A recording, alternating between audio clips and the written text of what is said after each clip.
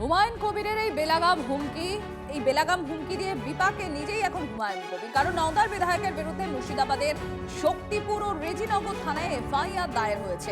আমরা ডিটেলস জানবো। কৌশিক রয়েছেন আমাদের সঙ্গে। কৌশিক, কি জানা যাচ্ছে এই বিষয়ে?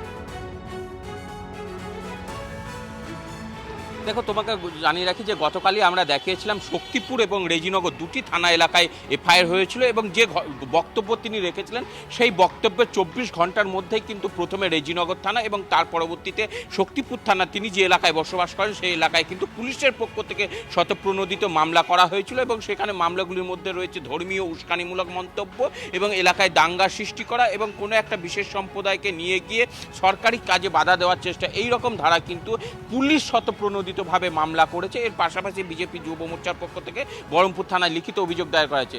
মুখ্যমন্ত্রী শুভেন্দু অধিকারী যেমনটা বলছিলেন যে দুর্বল মুখ্যমন্ত্রী নয়, সেই সময় মমতা বন্দ্যোপাধ্যায় দুর্বল ছিলেন। কারণ তোমাকে আর একটা বিষয় জানিয়ে রাখি, 2024 সালে যখন বিতর্কিত মন্তব্য করেছিলেন, ধর্মীয় উস্কানিমূলক মন্তব্য, সেই সময় কিন্তু পুলিশ কোনো মামলা করেনি। সেই সময় এক ব্যক্তি শক্তিপুর থানায় অভিযোগ দায়ের করেছিলেন, কিন্তু সেই অভিযোগের ভিত্তিতে এফআইআর হলেও কিন্তু কোনো ব্যবস্থা গ্রহণ করেনি। এছাড়াও আরও একটি মামলা হুমায়ুন কবিরের নামে হয়েছিল বহরমপুর থানায় কোন সময় আর্যিকর আন্দোলনের সময়, সেই সময়ও এইরকমই ঠিক একটা মন্তব্য করেছিলেন। লাখ লাখ লোক নিয়ে গিয়ে ডাক্তারদেরকে মারধর করা বা হাসপাতালে গুন্ডাগার্দি করার মতো একটা বক্তব্য তিনি রেখেছিলেন। সেই সময় একজন চিকিৎসক হুমায়ুন কবিরের নামে অভিযোগ করেছিলেন বহরমপুর থানায়, কিন্তু সেই ঘটনাতেও কিন্তু পুলিশ কোনো ব্যবস্থা নেয়নি বা পুলিশ কোনো স্বতঃপ্রণোদিত মামলা করেনি। সেই জায়গা থেকে এগিয়ে স্পষ্টতই জানিয়ে দিয়েছেন যে আগে যা হয়েছে, এবার সরকার কড়া ব্যবস্থা নেবে। ধন্যবাদ কৌশিক। আপনার গায়ে যদি মশা বসে না, আপনি মারবেন।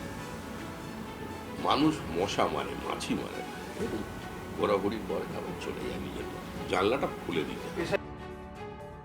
আর আমরা আমাদের বিরুদ্ধে যত খুশি কেস হোক, আমরা কোনো অন্যায় কাজ করি না, আমরা মানুষের উপরে কোনো জুলুম করি না, সেখানে আমরা দেখি না। কিন্তু আমাদেরকে যখন কেউ অন্যরকম ট্রিটমেন্ট করতে চায়, আমি তাকে রিয়াত করি না আর করবও না। আমি লাইফে যতদিন বেঁচে থাকব আমার মধ্যে এই গুণ থাকবে, তাতে আমি কাউকে অত ভয় করি না। উপরওয়ালাকে ভয় করি, সৃষ্টিকর্তাকে ভয় করি। আমি মানুষের অন্যায় করব না, মানুষকে অত ভয় পাবো না।